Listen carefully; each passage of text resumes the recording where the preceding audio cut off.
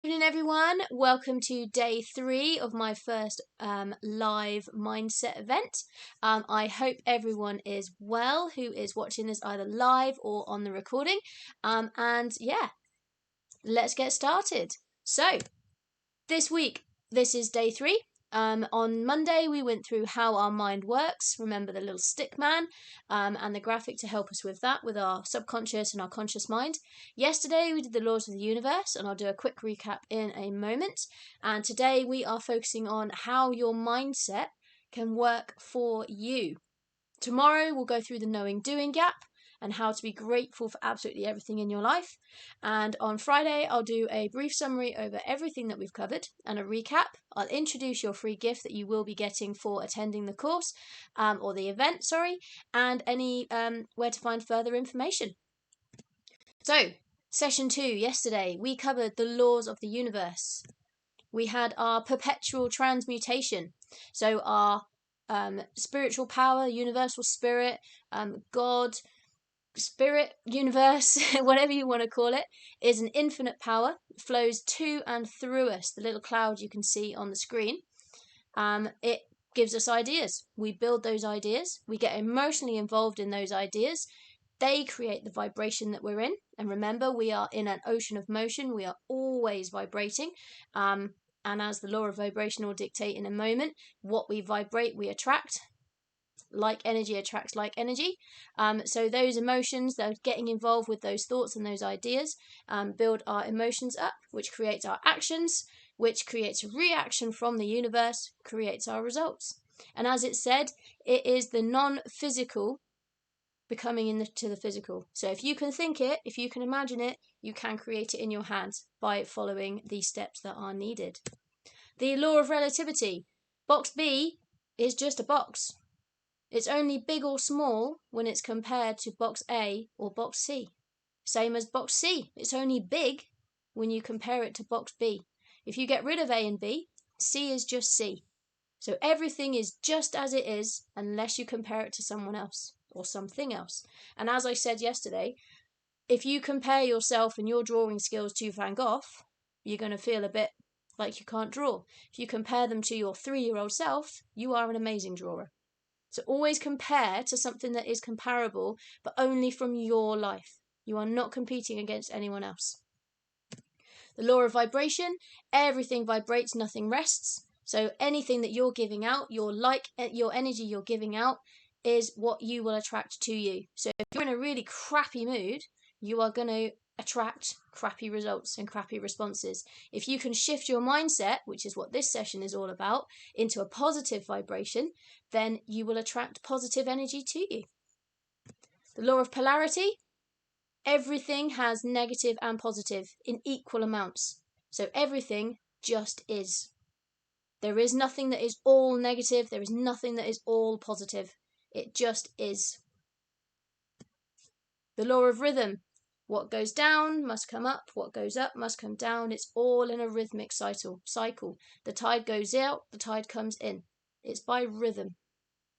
And you have to kind of understand that for every good, there is a bad. For every bad, there is a good. So if you're going through a bad patch at the moment, just know that it will come back up. Law of cause and effect. Things that you do, cause effects. Okay? So for example, you plant a seed, you add water, that plant will then grow. If you plant the seed and don't do anything, that plant will not grow. And that is also further explained by the law of gender, where that thing will grow if you water it, but it will take a set amount of time to create the plant that it is growing, or the idea. And we looked at the example of the strawberry plant, where you plant the seed, you water it, you look after it. It takes time for that seed to germinate, takes time for it to sprout and to grow, for flowers to grow, as long as it's all got the right conditions that it needs to grow.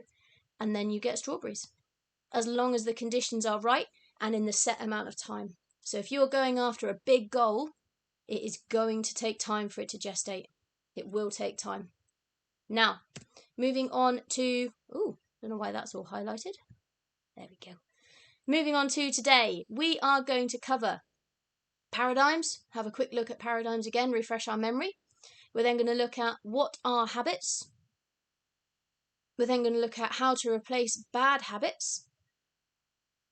Then consider, are you a follower or a leader? Then I'm going to go through some tips for shifting your mindset, and then how to leave everyone with an impression of increase. So that's our topics for today. So let's get started.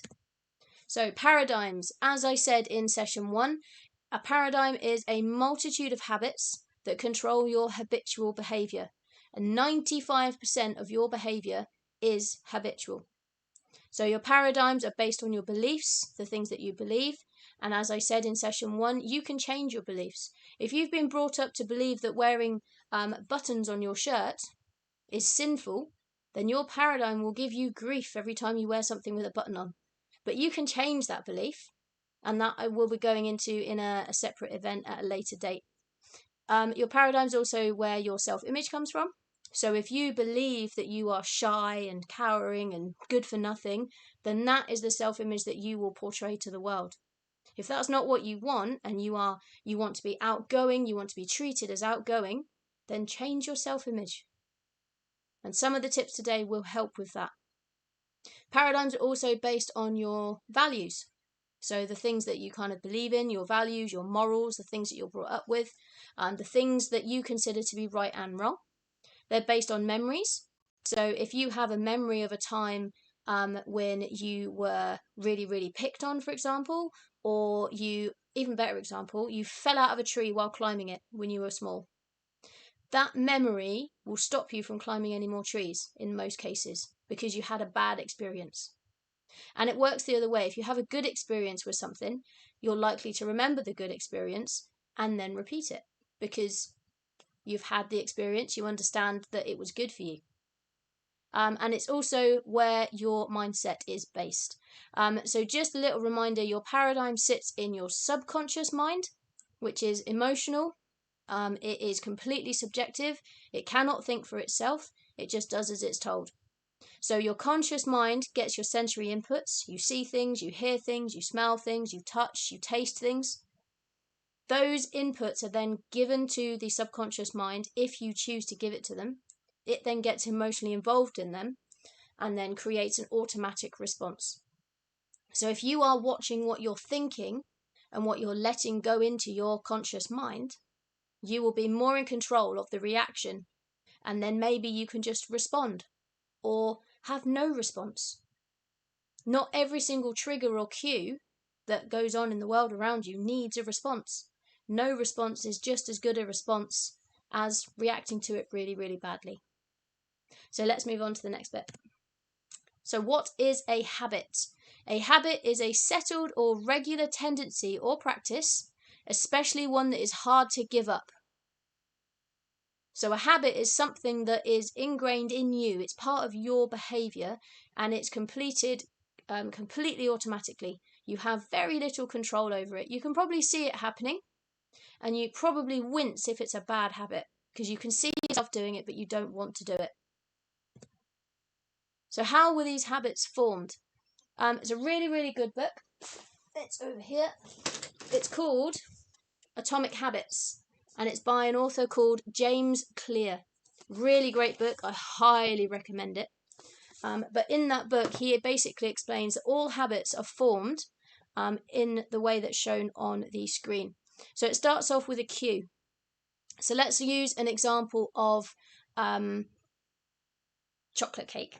I like chocolate cake or a biscuit. So your cue is that you see the piece of chocolate cake. You know that that piece of chocolate cake is going to taste really, really good. So your cue is seeing it.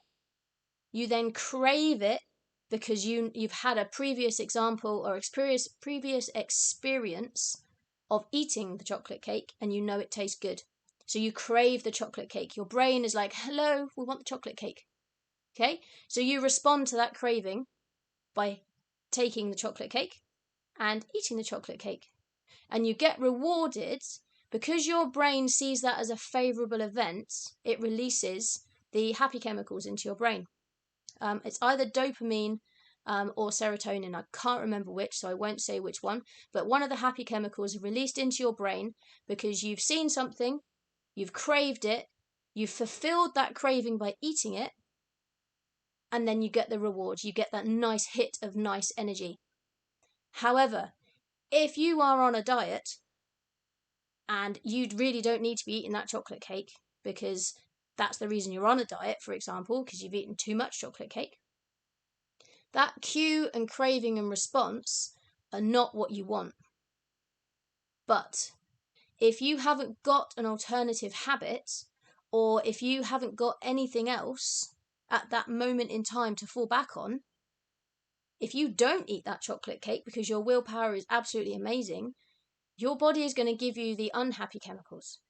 It's going to make you feel pretty rubbish and really boost that craving. Like people when they are quitting smoking. I'll use the example because my husband quit smoking a while ago. Well done. But when you first quit smoking, you get the cue, you see other people, or it gets to a tea break at work or a certain time of the day, you first wake up, you're just about to go to bed, and that's your cue. That is the time of the day where you complete that habit. So you want that habit, you want that cigarette. But because you are quitting, you're like, nope, I am not having that cigarette.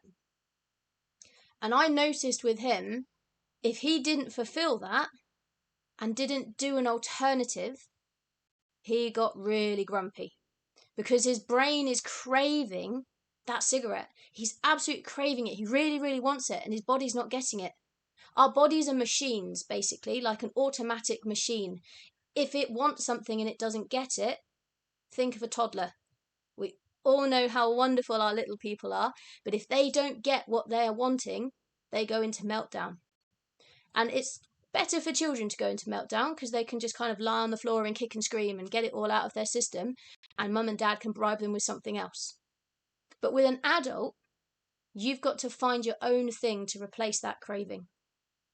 So like I said yesterday, some people fall back on eating sweets and then put lots of weight on, or other people will just go back to smoking the cigarette. It's too hard to quit. But that's what this session is about. I'm going to show you different ways where you can change that habit. And changing that habit means that instead of seeing the cigarette and wanting the cigarette, or seeing the chocolate cake and wanting the chocolate cake, you can go, aha, that's a piece of chocolate cake. I already know something else that I want to do instead of eat that. I know that chocolate cake's going to be really, really good, but I'm not going to eat it, and I have an alternative to fall back on. So let's check it out. So how do you stop bad habits? You don't. There's absolutely no point in trying with your willpower to stop that habit because that cue and craving is just too strong. Your body will just keep craving that thing because it wants the reward. So until it feels like it's getting a reward, it will just keep pestering and pestering and pestering, and it will not stop. So you do not stop a bad habit. The way that you get rid of your bad habits is by creating a new habit to replace it. So, for example, if you use the example of the chocolate cake, instead of the reward of eating the chocolate cake, you think of the reward that you want instead. So the body image that you want, the number on the scales that you're going for. You see that in your mind, you get that as a reward. You then already work out before you do that situation, before you've seen the chocolate cake, that you are going to feel amazing if you don't eat it. So let's go through the process of how it works. So how do you create new habits? The best way to do it is to work out the kind of person that you want to be. So if we go back to the smoking example, at the moment, you are a smoker. That is the kind of person that you are. If you want to be a non-smoker, then you need to decide that you are going to be a non-smoker. Okay, so ask yourselves these questions. Who's the type of person who can get the outcome that you want? So if you're going for, decide on the person you want to be. If you're going for someone who is highly successful, earning lots and lots of money, loved by everybody, that kind of person, that if that's what you want to be, for example. So who is the type of person who can get those outcomes? So you ask yourself that question. And the answer to that could be that they are consistent in their work.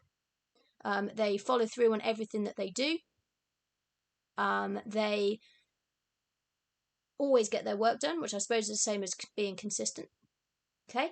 The next question that you ask is, who do you want to be? Who is it, when you think about you, that you are? Not the you that you think I think you should be. Not the you that you think your significant other thinks you should be. Not the you that you think your kids think you should be, but the you that you think you should be. Now, that's a little bit like, because I know from the first time I heard that, it was like, whoa, what the heck is that supposed to mean? But what it means is basically, inside all of us, there is our self-image. And it is who you make it. So if you are currently being someone who isn't in line with who you are, because you're trying to be the person that you think everybody else thinks you should be, but just remember, you can't know what they're thinking. So how do you know who they want you to be? Because we as humans very rarely actually are honest with each other. We kind of dumb down the truth a little bit so we don't hurt people's feelings. So they might be telling you one thing and thinking another, and all that ends up with you feeling is really confused. So if you're in a situation where you feel like there's something missing, that you're not the person that you want to be, then sit down and work out who it is that you want to be. And then what kind of outcomes do you want? So what kind of person do you need to become? So who do you want to be? What principles are important to you? Now, your principles are probably already ingrained in you already. So fall back on them. It's your perception of right and wrong. It's what you were passed down through your families, what we get passed down through environment, through the laws that we follow in our countries. But your principles are what's important to you. So for some people, making sure that everyone around them is happy is one of their principles. For somebody else, it's making sure that, I don't know, that all the work is done before anybody does anything. So everybody mucks in with the washing up. And that's their principle. Everybody helps everybody else. Okay, so work out what principles are important to you. And then what new habit could you start to become this new person? Okay, and James Clear gives an example in an extension to his book where he writes it down like this. He puts, write down, I'm the type of person who, and you write down your desired identity. And then the habit I'll be focusing on is, you choose one habit that reinforces your desired identity. Okay, so you need to work out who it is that you want to be, the kind of person that person is, and what kind of habits would they have that would make them into that person. But the key point that he makes in the book is you can only work on 1 or 2 habits at a time. So if you've got a long list of habits that you want to change, prioritize them. Put a couple together that are similar and work on just those 2. When you've got those 2 down, then you move on to another one or another 2. But don't try and change 6 or 7 or 10 habits all at once, because it's too much and you just won't cope with it, and it's too much change in one go. Your paradigm wants to keep you where you are. Where you are is safe. It understands it. It knows what's coming. It doesn't want change. So if you start changing all these habits that are part of your paradigm, it's going to be like, whoa, whoa, whoa, no, too much. And it's going to start throwing up lots of fear and worry and doubt and throwing absolutely everything in your way to stop you. But if you focus on 1 or 2 at a time, you probably won't notice. Okay, so you can kind of slide under the radar. So step 2, once you've decided on who you want to be and the habits that you're going to work on, you need to make your new habit as easy and rewarding as possible. So when you first start out on your new habit, can you condense it into 2 minutes? So for example, if you want to start the habit of going for a run 2 or 3 times a week or every single morning, the first step to that is lying out your gym the night before. So your trainers your running socks, your running clothes are all out, ready for you to put on in the morning. And then even if you literally just put those on and go for a quick walk around the block, that's enough. Or even if you put them on and do a little mini workout in the house, just something, anything. And then each time that you do that, you are enforcing the new habit. So a lot of people, I know when I first started trying to go back into phys, sorry, I will just put that on silent.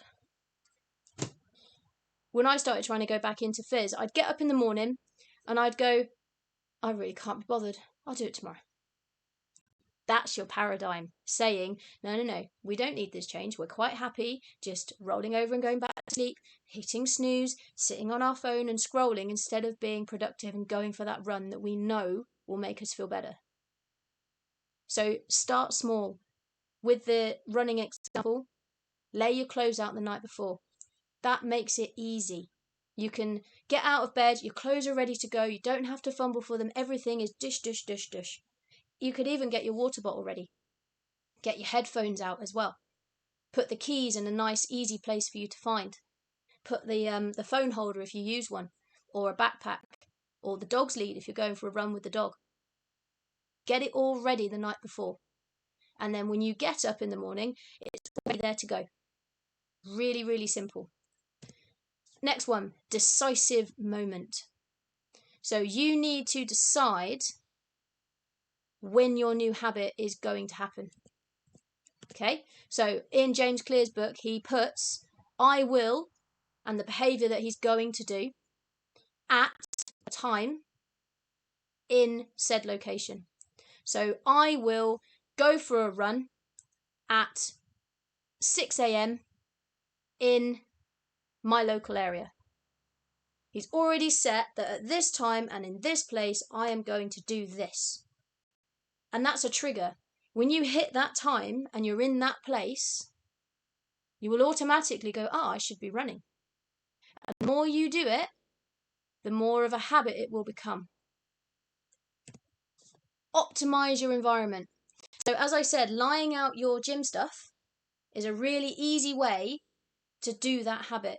You don't have to get up in the morning and go, where's my trainers? Why have I got one trainer? Why has that one got no laces? Where's my running? Oh, it's still in the wash. No, it's already ready to go. So there's no barrier. If it's a new habit of not eating every single biscuit you come across, optimize your environment by not having any biscuits in the house. You can't be cued or triggered by a biscuit if there's one there. So that's like the first step. You can't control where there's biscuits out and about, for example, but at home, if you are trying to lose weight, empty all of the stuff that you don't want to eat anymore out of your house. I'm sure it's okay to have like an emergency stash of like one individual, like chocolate bar or something. So for me, when I change this habit, I make sure I have a bar of Bournville dark chocolate for when I just need chocolate. For me, that's like I don't drink alcohol very much. I don't smoke and I don't drink caffeine. So when I'm on a bit of a low and I just need a pick me up, I fancy a little bit of chocolate, I know there's a square of Bournville in the fridge. And that's kind of my emergency backup. But I also know that I won't eat the whole bar. If you are the person that is going to eat the whole bar, make sure it's a little bar. Okay? So yeah, optimize your environment. Make it as easy and obvious to do your new habit as possible. Because if it's easy, you'll do it. If you've got to jump through 6 hoops to get to it, it's not going to last. Humans are inherently lazy. A good quote as somebody I was speaking to yesterday, he said, if you want something done quickly, do you give it to a smart person or a lazy person? You give it to the lazy person because they will get it done as quickly as they possibly can so that they can go back to doing whatever it was they were doing. Nothing. Okay? So humans are inherently lazy.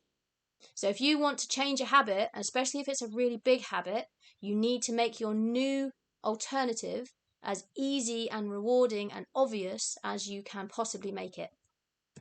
Next point, make it more convenient, which I suppose is kind of the same thing. So if it's if your environment is optimized and everything is where it needs to be and your craving triggers are not there, you won't do them.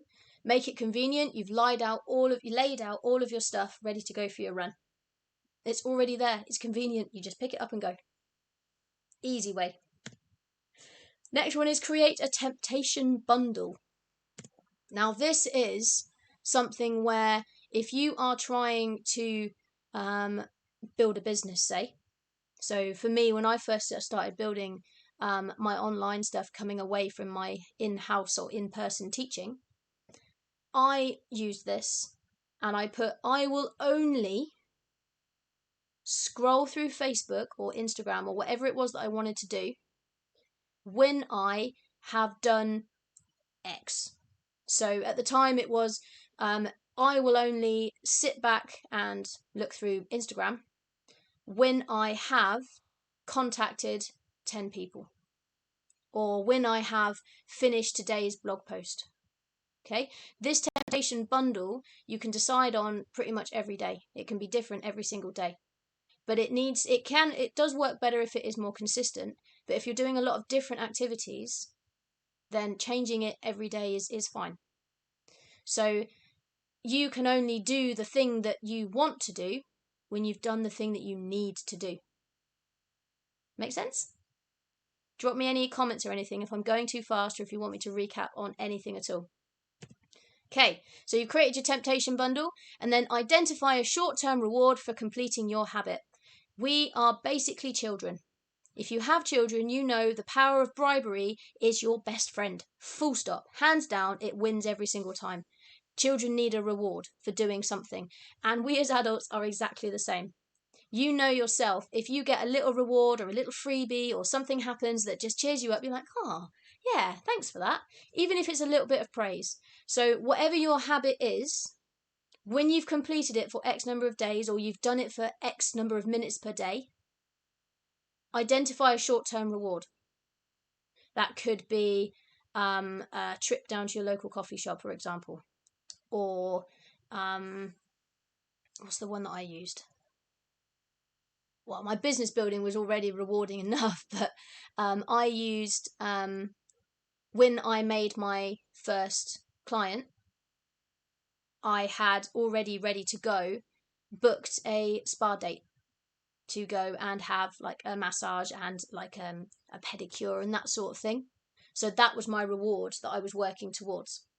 And it was awesome. It really was. Because not only do you get the satisfaction of completing your habit and hitting that small time goal, but you then get an extra reward that you've granted yourself that you cannot have until you've done that thing that you're trying to do. So if, for example, it's something physical, it could be that, I don't know, you get your game console controller back when you have completed a 5-minute run, walk every single day for a week. And then the next week it could be a 20-minute run or walk every single day. Then you can have your controller for the weekend or something like that. Anything that works for you. We're all individual, so you've got to work out which goals and which rewards motivate you. There's no point in asking me what motivates you, because only you know what motivates you.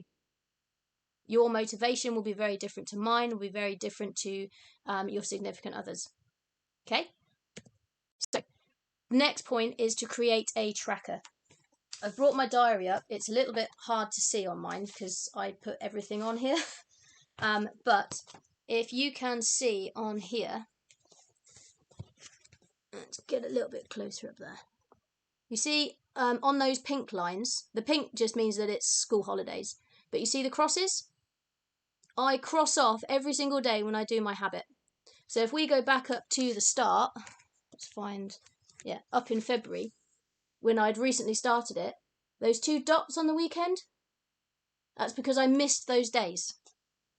And I think in total, within the first, so in February it looks like I missed about half of the days of doing my new habit. And my new habit was basically getting up when I wake up or at 6 o'clock when my alarm went off. Because I was notorious for snooze. Getting up at the latest possible time before I had to go to work. And I realised trying to build businesses, that doesn't work, doesn't fly. You need the extra time. And the mentorship that I was involved in had a 6 a.m. club. So my habit that I set up was to get up at 6 or 10 to 6, ready for that live session that we did every single morning, to then do my morning study and to get my get done list done. And I think in March, I added an extra bit where I'd get up a little bit earlier again in order to do a little workout. And my motivation for that was the results that you get from doing said workout. Okay. And I found after a little while, my actual reward that I set myself, which I can't remember what it was, but I didn't need it because I was feeling so energized in the morning and so awake and so happy once I'd done my morning thing and I ticked off that thing. I'm a do-tick freak show, really. I love a to-do list. I love ticking things off. That's enough for me. My husband, for example, tick box doesn't really work for him. He needs a more physical motivation. But that's where we differ, and that's okay, because you will find the motivation that works for you. So if you would work with a tracker, or even if you don't like ticking things off, do a tracker for the first few days or the first couple of weeks and make that part of your habit, that you complete your habit, you then tick off. And you'll see a pattern. And then you can work on where you're missing and go back and fill in the gaps. So on the next week, you know that on a Tuesday, because you've got a slightly different routine, you missed your habit. So how can you work your habit into that day? So when my ones were mostly missed on the weekends, because weekends are for sleeping, are they not? Not anymore, they're not for me. I am still up early, bright-eyed, bushy-tailed, and in fact, I'm actually waking up naturally now between 5:30 and 6. And that's very unusual for me. I have spent pretty much up until February this year getting up probably around 10 or 11 o'clock on the weekend. I have a brilliant little girl who understands that Sunday morning was Mummy's Lion Day. And hubby supported it as well. He had his lion on Saturday. I had mine on Sunday. He now lies in whenever. And it is what it is. And I really don't mind because I'm up and I'm doing stuff and I'm like, whoop, let's go. It's awesome. Okay, so just notice the time, so let's keep going. So step 3, you have step 2 completed. You've chosen your new habit, who is in line with who you want to be. You've started doing it every single day for your 2 minutes, and you've got that down. Like, yeah, this is good. I'm getting my kit out for the morning. I'm ready. I'm walking around the block. When you reach a point where you're like, yeah, this is easy. I'm doing this. I'm in the motion. Add more. So make it 3-minute walk round the block. Make it a 5-minute walk round the block. Anything like that. Get up 5 minutes earlier. When you reach a point with your habit that you're like, yeah, I can do this. This is easy. I'm hitting it consistently. Then you up level it. Otherwise, you just stay there. Or you go backwards into your other habit. But if you just keep adding each time, that's how you build the new habit, and that's how you replace the old bad habit. Okay, so next section that we're going to talk about is, are you a leader or a follower? Now, I've put this in, and it's from the Proctor Gallagher Institute program called Thinking in Results, and it's taken from the book Think and Grow Rich by Napoleon Hill. It's also mentioned in The Science of Being Rich by Wallace D. Wattles. And it's to do with the mindset about whether you are a leader or a follower. A very, very good friend of mine once referred to leaders as like leaders and followers as sheeple. So sheep, people, sheeple. So are you a leader or a sheeple? So if you are a leader, then you have the mindset of a leader. And because you are oozing that leadership vibration, people will follow you. But to be an effective leader, you need to be an intelligent follower. So if you want to be a leader in your company or in the business that you work in, watch the people who are the effective leaders, who gets the best results, and start to mimic their behavior. Intelligently watch them. So for me, with my coaching business, I watched Bob Proctor, I watched Tony Robbins, Jason Grossman, and how they conduct themselves when they're doing an event. Obviously, I have my own style. I'm not them. I'm not a man for a start. But I have developed my own style of presenting, and it will develop as I go along as well. But I was an intelligent follower, so that then I can lead other people to the information that I have gained over the last year or so. Okay, so always be in the mindset of, are you a leader or are you a follower? And it's absolutely perfectly okay to be both, but you cannot be both at the same time. It doesn't really work like that. I suppose you could, but not in the same room, not in the same situation. So in some circumstances, you're going to be following somebody else, watching what they do, mimicking, writing notes, that sort of thing. And at other times, you're putting all of that practice into performance. Excuse me just a second.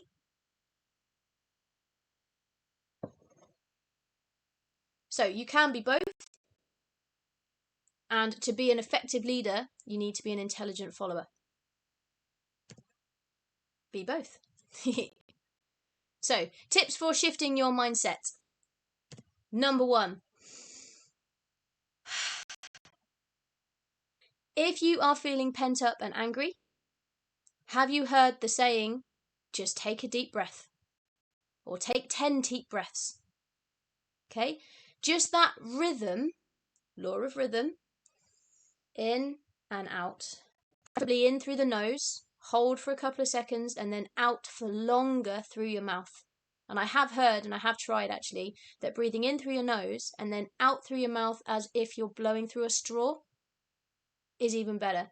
What breathing does is it reminds your body that there is a rhythm, and it interrupts all those bad emotions that are coming into play. It helps you to calm down, and it's really effective. Even on small children, that works. Really, really does.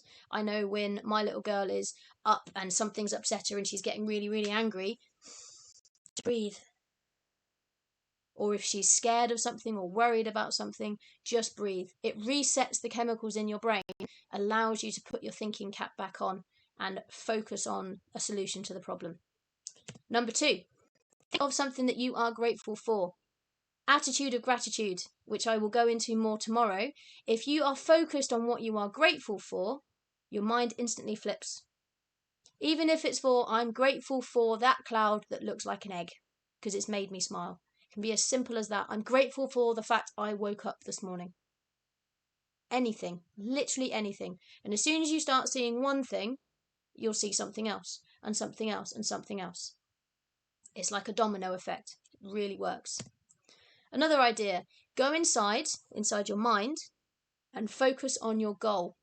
And a quote here says, you don't have to see the whole path. Stay focused on your destination and just take the next step.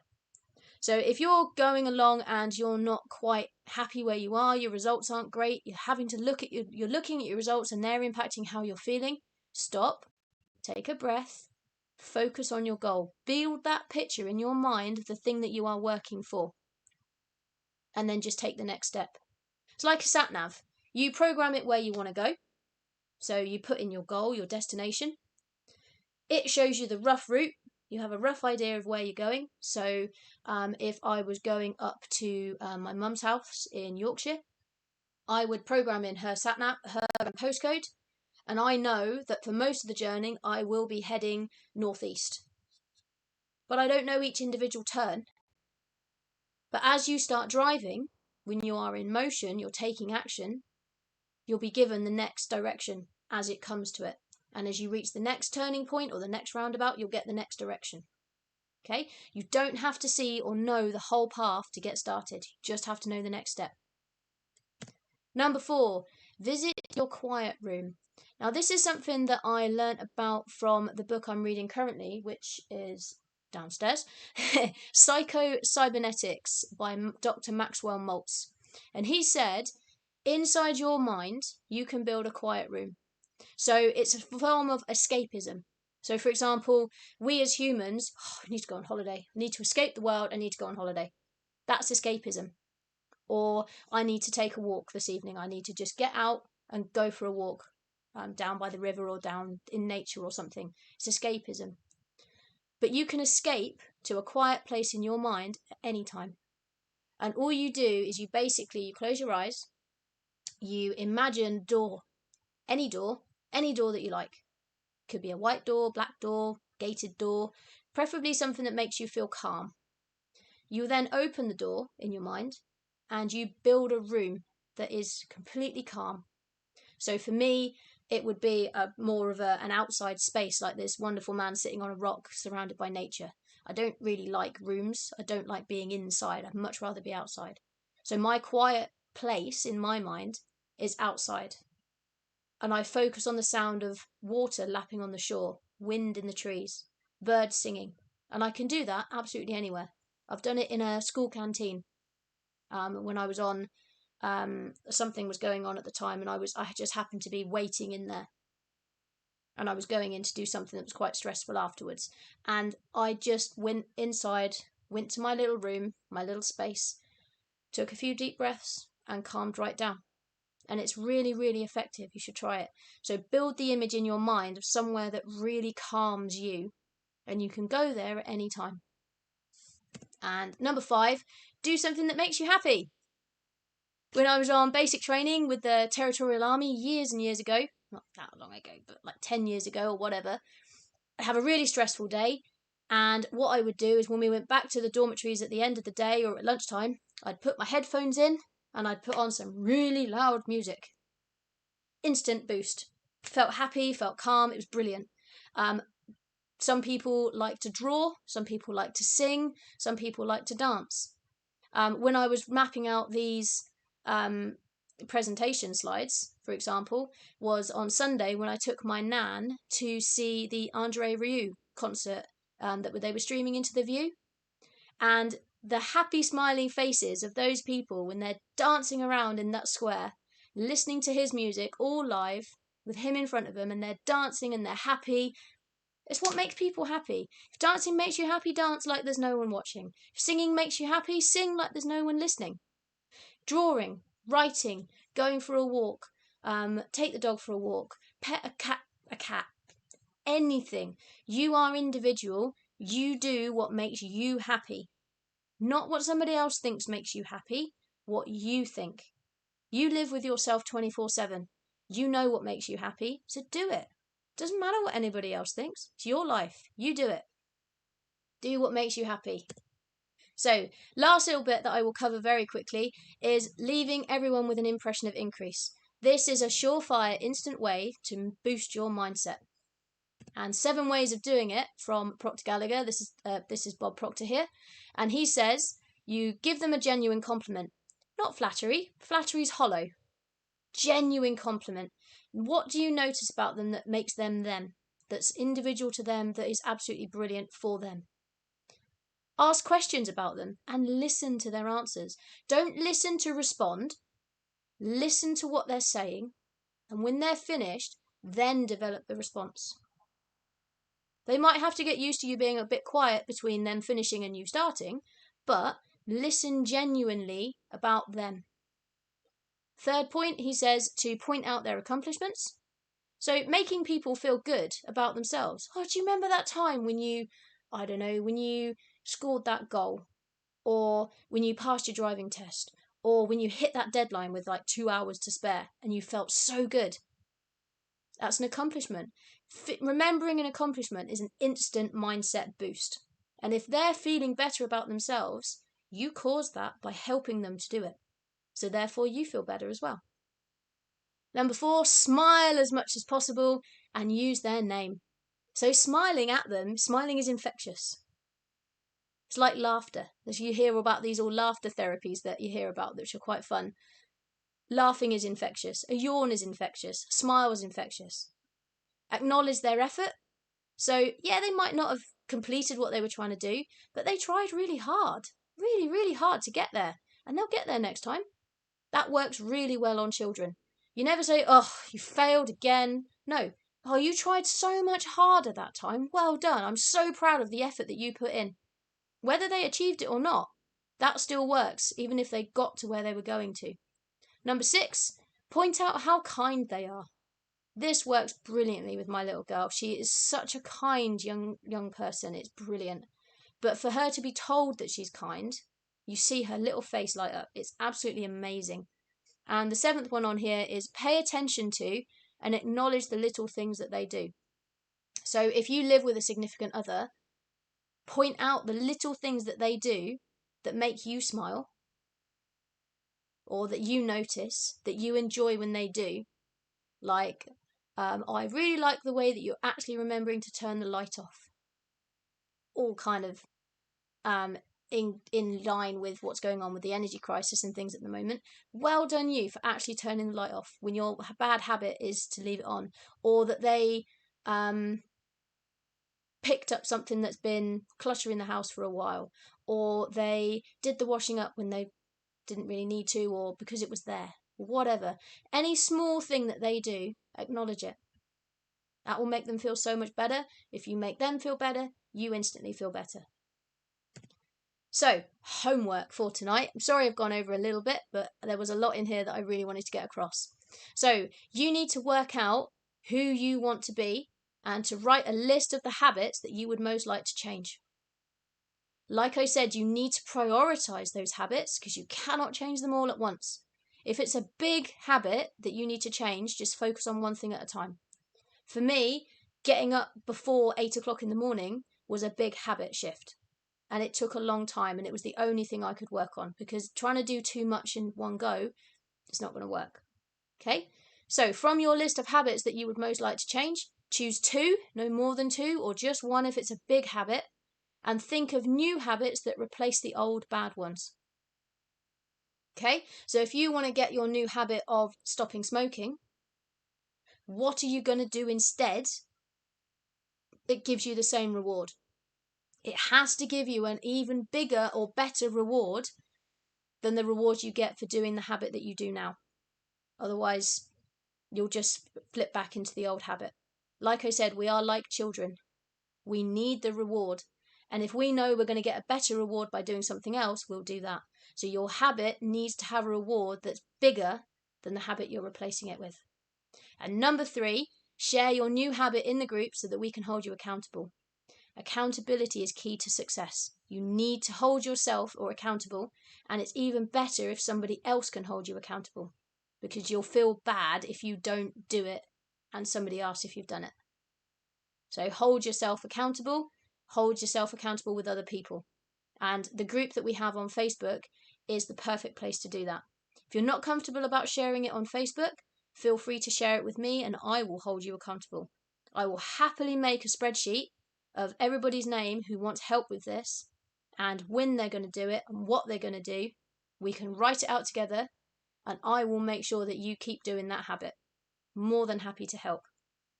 Okay, so summary. We have covered paradigms, multitude of habits that control our habitual behavior. 95% of our behavior is habitual. We need to change the habits, upgrade them, reprogram ourselves, if you like, to create new habits. What are habits? We said they are the things that we do subconsciously, automatically. We don't replace bad habits.